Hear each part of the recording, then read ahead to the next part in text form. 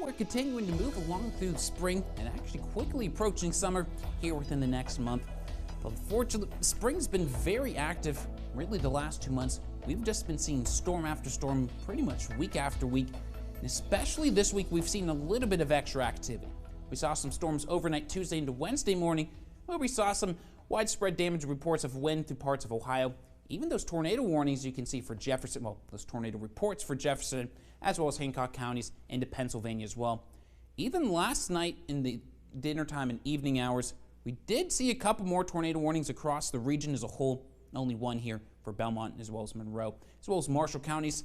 The good news, though, is nothing has been reported in the way of damage, so anything in the way of those storms yesterday was more so concentrated to Morgantown, as well as Parkersburg. So, unfortunately, we're not completely done with the activity yet for the season. At least the next couple of days, not going to see anything tornadic. But as we head through the summer months, though, this is a pattern you should familiarize yourself with. It's high pressure. You can see somewhere across the south, sometimes as far as east as Atlanta, but as far west as the Texas Panhandle.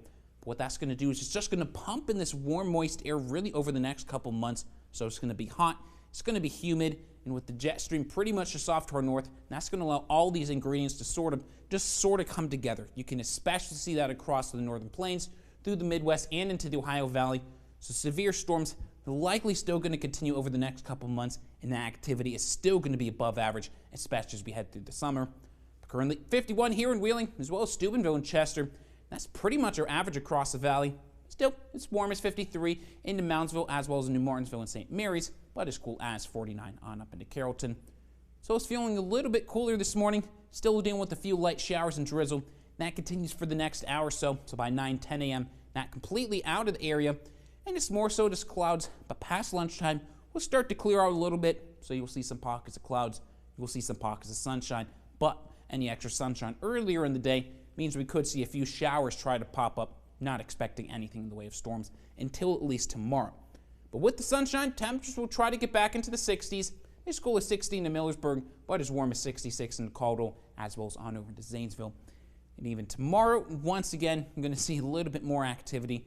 The good news is when the sun comes up, we'll see a little bit of sunshine for those early morning hours. But as we head deeper into the morning, we'll see maybe a light shower, some drizzle roll on through. Even past 11 a.m. towards noon, we'll see this line of showers and storms start to roll on through. Any of those could produce some heavy downpours and some gusty winds as well. But by 2 p.m., storms out of the area. Even 3 p.m., we'll start to see a few more storms that try to pop across parts of central and eastern Ohio. Any of those, once again, could bring some heavy downpours, gusty winds, and some small hail, especially between that lunch, dinner time, and sunset time frame, like what we saw yesterday. But by 9 p.m., storms out of the area will continue to clear and dry out, so likely we'll be back to sunshine Friday on Sunday. Temperatures just remain a little bit cooler in the 60s. We're back to the 70s to start next week, though. 75, mostly sunny on Monday. 70 with a few afternoon showers and storms on Tuesday.